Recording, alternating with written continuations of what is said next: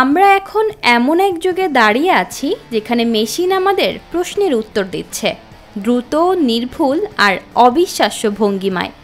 কৃত্রিম বুদ্ধিমত্তা AI, Google, Microsoft, open AI, ChatGPT, নামগুলো শুনলেই যেন মনে হয় সামনে এক জাদুর বাক্স খুলে যাচ্ছে।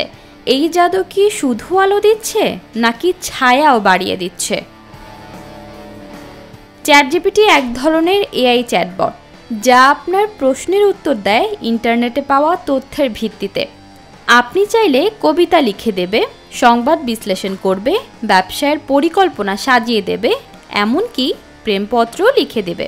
কিন্তু আপনি যখন প্রশ্ন করেন আপনার ব্যক্তিগত চিন্তা, পরিকল্পনা কিংবা ব্যবসার গোপন তথ্য নিয়ে, তখন আপনি শুধু উত্তরই পান না, আপনি নিজের মস্তিষ্কও খুলে দেন মেশিনের সামনে। আর সেখান থেকেই শুরু হয় সমস্যার।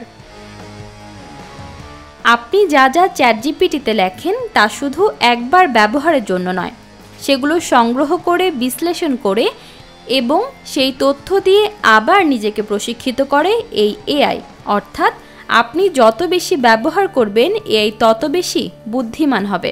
কিন্তু এই বুদ্ধিমত্তা কাকে সাহায্য করছে, আপনাকে নাকি যিনি প্রযুক্তি নিয়ন্ত্রণ করছেন তাকে? বিশ্বের অনেক বড় প্রতিষ্ঠান যেমন Amazon, JP Morgan, Walmart, Verizon, KPMG, তারা তাদের কর্মীদের চ্যাটজিপিটি ব্যবহারে নিষেধ করেছে। কারণ এই এআই যদি গোপন ব্যবসায়িক তথ্য শিখে ফেলে তাহলে সেটা ভবিষ্যতে বিপদের কারণ হতে পারে।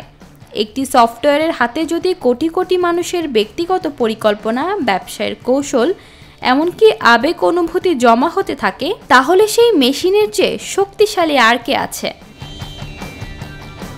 এআইকে বলা হয় ভবিষ্যতের মস্তিষ্ক।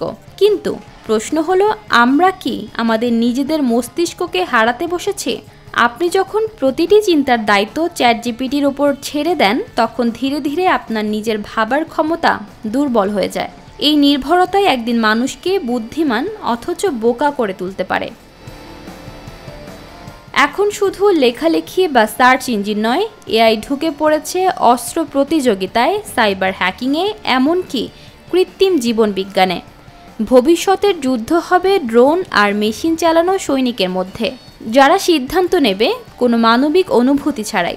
তখন প্রশ্ন উঠবে, মানুষ কি কেবল একটি সংখ্যা মাত্র? বিশেষজ্ঞদের মতে বর্তমান বিশ্বজুড়ে এই এআই ব্যবহৃত হচ্ছে তা এক ধরনের অনিয়ন্ত্রিত বৈশ্বিক পরীক্ষা। আপনি, আমি, আমরা সবাই এক পরীক্ষার গিনিপিগ। অথচ কেউ আমাদের সঠিকভাবে জানাচ্ছে না কোন ডেটা কোথায় যাচ্ছে, কে সেটা ব্যবহার করছে, আর তার প্রভাবই বা কী হতে পারে। আমরা এখন ইতিহাসের সবচেয়ে জটিল সময়ে দাঁড়িয়ে আছি। সামনে হয় স্বনিয়ন্ত্রিত প্রযুক্তির দ্বারা শাসিত এক অন্ধ ভবিষ্যৎ, নয় মানবিক মূল্যবোধ ও নৈতিকতার ভিত্তিতে নির্মিত একটি সুবিবেচিত পৃথিবী। সিদ্ধান্ত আমাদেরই নিতে হবে।